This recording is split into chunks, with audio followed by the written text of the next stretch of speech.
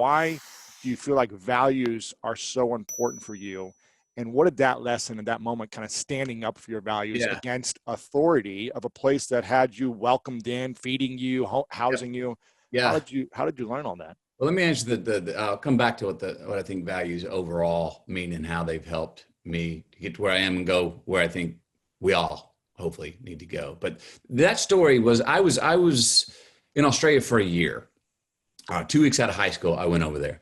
And for the first time, I was all alone. I was in a foreign place. I was forced into great introspection, existential questions of, who, what, where, when, and why, and how. I didn't have a crutch. I didn't have my car. I didn't have a girlfriend. I didn't have a job. I didn't have money. I didn't have my parents. I didn't have friends. And I was lost in trying to find a bit of a compass and an anchor. And some odd things were going on for me in my relationships with some people there, where I was questioning my own sanity.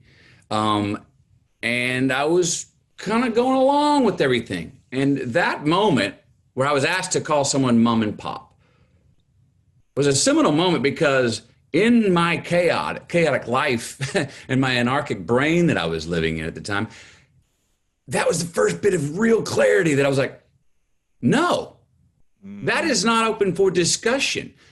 All these other odd things that have been happening to me, I've been tallying up to, it must be a cultural difference. It must be a cultural difference. This was something that I went, culture my backside, man. I don't care, place, time, whatever. That's not negotiable for me. So I said no. And it was very clear, and it gave me clarity. It gave me some identity, and it was just an obvious thing to deny, or that I could never call someone. Right. So, I mean, look, the values are inherent in that, but that helped me.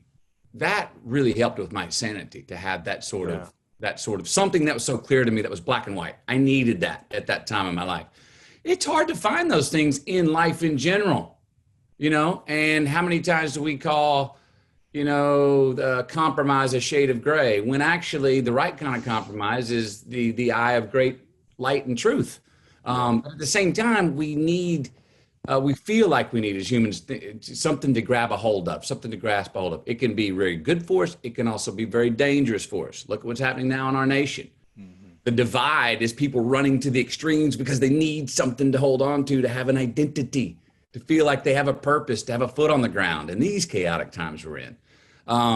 But the values of family, what that means, the values of loyalty, the values of accountability, responsibility, the responsibility of freedom, the freedom of responsibility, fairness. Those are things that I was raised on, that I've found that are never going to go out of style. And I actually think we could all double down on them personally and as a society now. For sure. You talked about identity. Is there ever a moment in your life after that moment where you lost your identity? Or you felt like, I'm losing the grasp of who I am? I know you talk about in the book of like looking yourself in the mirror a lot and asking that question of, are you happy with what you see in the mirror when you look in your eyes? Was there ever points where you lost it fully and you had to kind of I've never lost it fully. I have a pretty good threshold and a pretty good quick trigger for, if I'm not feeling fully myself, I need to go remedy it, which may be taking a walkabout with myself with a backpack for 22 days to Peru or Africa, or meditating or praying, or going and sitting still for a while, or going back to what I know I can rely on, family, and sitting there and clearing my head about all this other ambitions and that I may have in my head. I've never lost it fully. And if anything, it's been a nice, I would say, a good trait of mine, that my trigger is very quick. For if I'm starting to feel imbalanced or lack of identity, not understanding exactly who I am, my feet are maybe not on the ground. Maybe my head and my heart and my spirit and my loins are not aligned.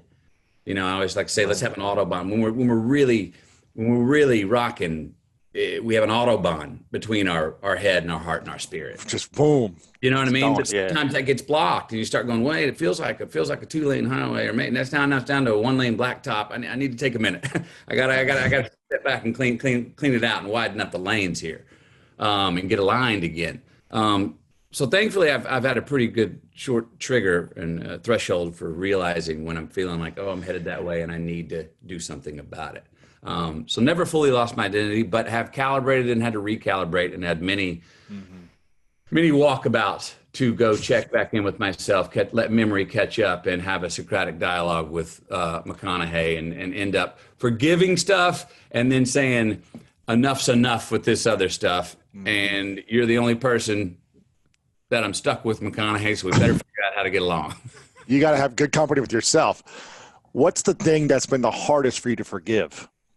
Ooh, that's a good one. I can forgive others much easier than I forgive myself. Ooh. And I don't know. So the thing with you that's been the hardest to let go of? Thing for me,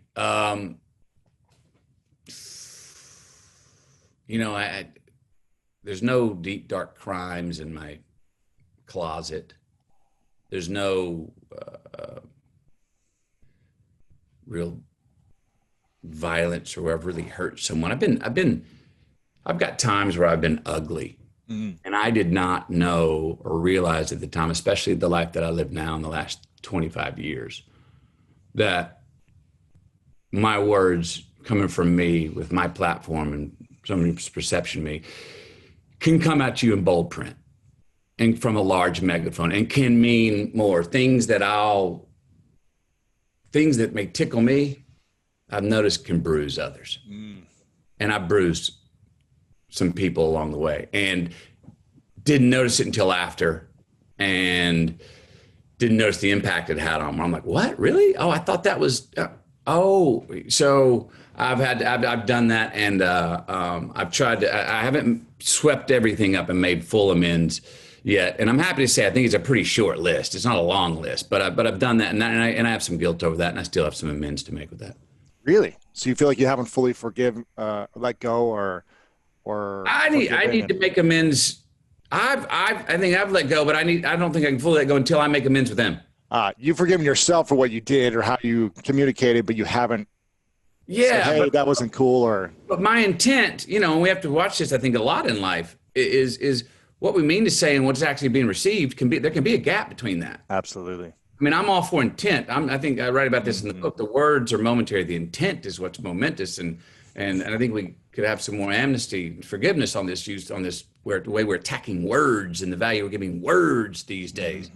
But there's times that my intent's been misconstrued. There's times look at it. It happens all the time in a doggone email. If someone puts an exclamation mark, if you're having a stressful morning, you think they're yelling at you. But if you're not having a stressful morning, you think that, oh yeah, they're really happy.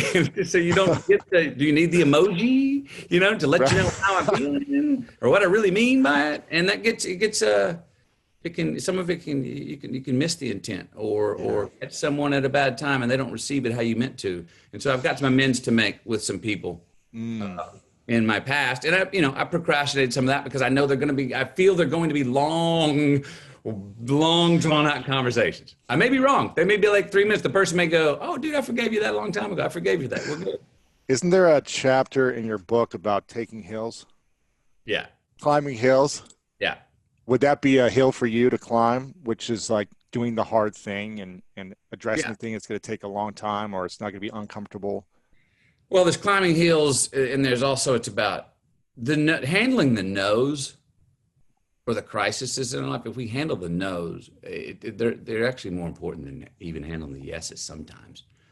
Meaning, I've always tried to practice, if I get offered a script, say, for a movie, and I form a relationship with said director or producer, and then it comes a time, I'm got 5 scripts maybe I'm working on. I'm formed a relationship walking down the line forward with, say, 3, 4, 5 different directors, and gotten to know them, had a drink with them, had a meal with them, talked to them on the phone, know about the family. And there comes a time where I'm going to have to say no to 2 out of those 3 or 4 out of those 5. Wow. Well, it's very easy to tell my agent to go, just let them know. But I've tried to practice, I'll let them know, either in person or by a phone call. And those calls are hard because each one of those directors thought I was going to be a yes, right? And so while those calls were hard, when I hung up the phone with them, I gained more respect. They respected me more for making the hard no call. And I noticed that more and more we realize that in life, that people are big boys and girls. They kind of understand when they're told no, or when someone's turned down. It's part of it. And if we realize that even if we ask the question, 50% of the answer could be a no, no matter how well this is going. And that comes, and that's inherent in the request. The answer could be yes or no. And when we handle our no's personally, by making that personal call or doing it in person, I've found that's been an additive and compounding assets in my future. Yeah, I think we also gain confidence and belief in ourselves that we can take on challenging things in the future, and we have more pride in like, hey, I did the hard thing. Yeah. It's kind of like this self-reward of like, wow, okay, I believe in myself. I can do this. I don't need to always pass everything off to someone else. No. I mean, that chapter about taking the hill, or it's also about not creating false drama when it's not needed. Mm-hmm. And I see a lot of people do that, and I've been susceptible to it as well. The drama is going to come. Real drama is going to come. Someone's going to get sick. All right. Yeah. Someone's going to get hurt. We're going to really screw up and then have to handle it. Something's going to happen, or COVID's going to come. Something's going to come that's real. And so don't look for the false drama when it's not there. And people have a habit of it. I've done it before myself. And that's sort of the inverse of take the hill and climb the hill is there's an art to running downhill, which I write about in the book. When things are going well, don't trip yourself and face plant because it's going too good. Don't get nervous. Oh my gosh, it's going so good. No, embrace it and stay in stride, because the uphill will be there in a minute and you'll have to break a sweat and it'll be hard again. Yeah. How did you not self-sabotage when you were just getting hit after hit and opportunity after opportunity and you were going downhill?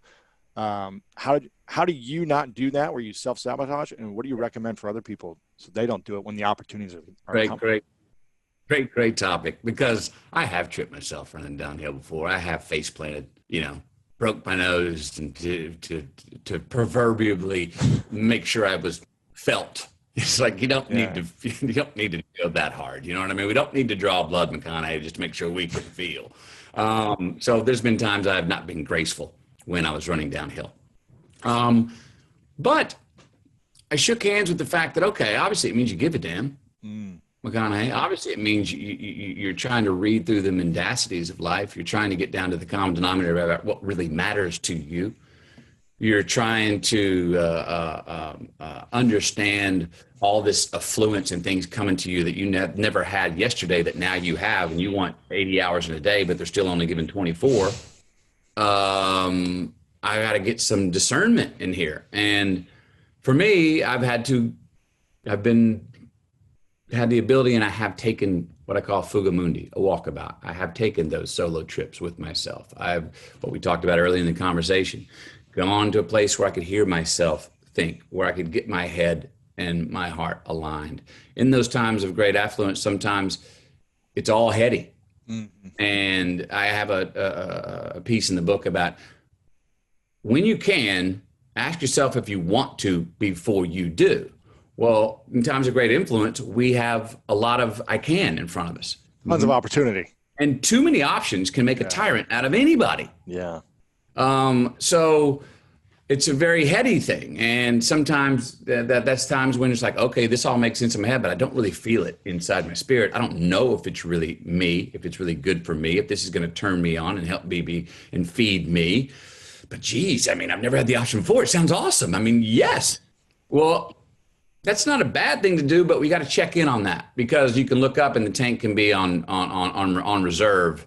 Yeah. When you look in the rearview mirror and go, whoa, I over leveraged myself with things that did not feed me and pay me back. And so we need to take that time to go check in. And it can be a hairy time, man, because the answers don't come quickly sometimes. Yeah. And when they don't come and you're shaking monkeys off your back and you're not enjoying your own company and none of it makes sense and it's all confusing and you're looking over there and you want to go, you want to go to entertainment or communication, or you want to pick up the phone, or you want to drink earlier, or one of those things that come up to mask that, you got to try to hold back and say, no, I'm going to sit in this discomfort. This is a penance I am taking to get to know myself and listen to myself. And there's prudence in it. Why do you think so many people try to resist discomfort when so many great things come from being in discomfort? Why do we resist it? I mean, look, we all like pleasure over pain. Yeah. But I think what we forget sometimes is that there's a greater pleasure that can come with going through a pain.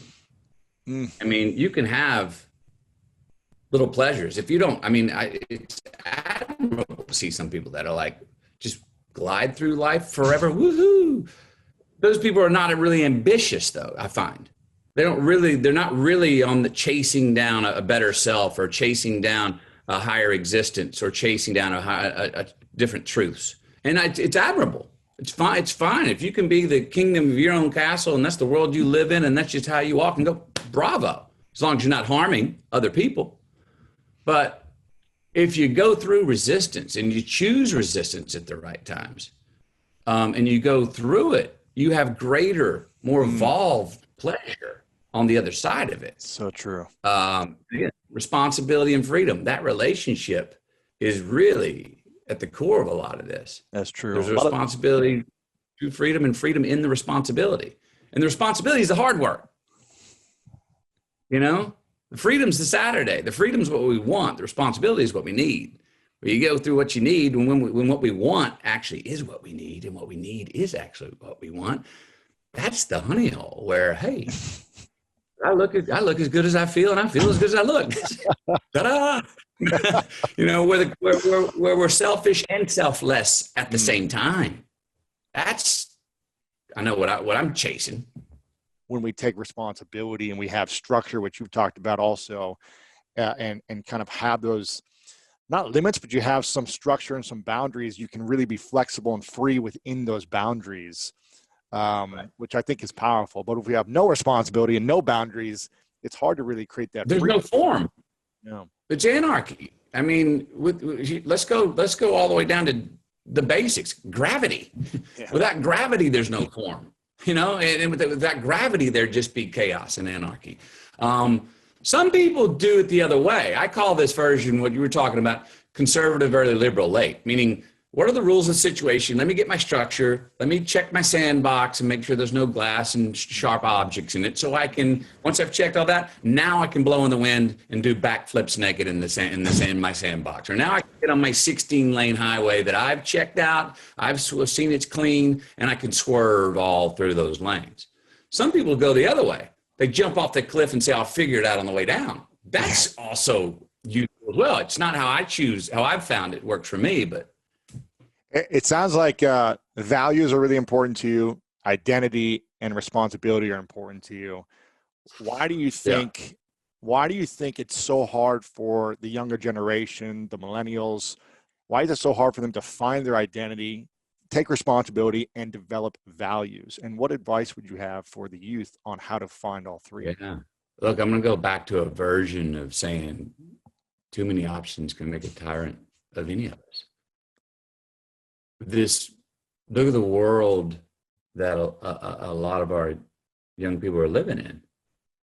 We're all connected, but nobody's with each other. Their world is massive.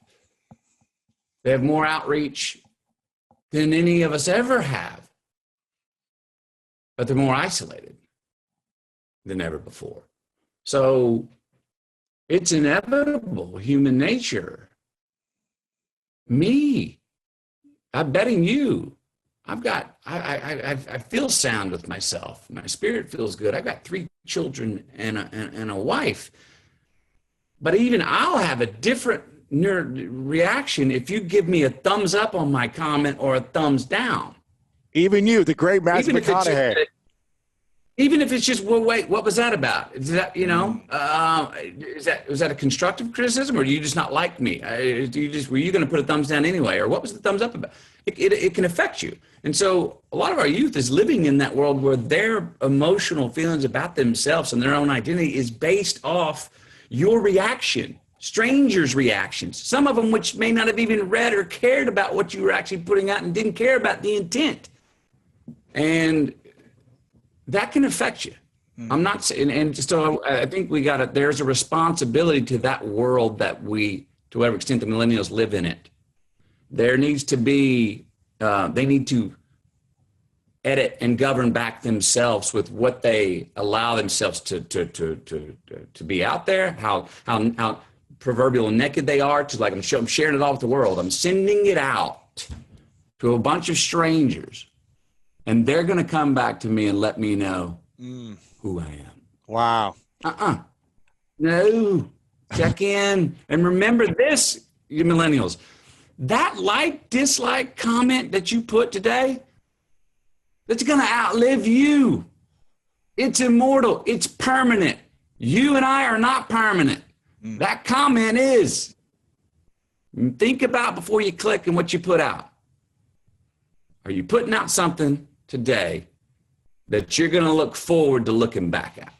Are you putting out something today in your resume of life that is going to write your eulogy after you're gone, which is going to introduce you forever when you're gone? How many times do we call compromise a shade of gray when actually the right kind of compromise is the eye of great light and truth? At the same time, we feel like we need as humans something to grab a hold of, something to grasp a hold of. It can be very good for us. It can also be very dangerous for us.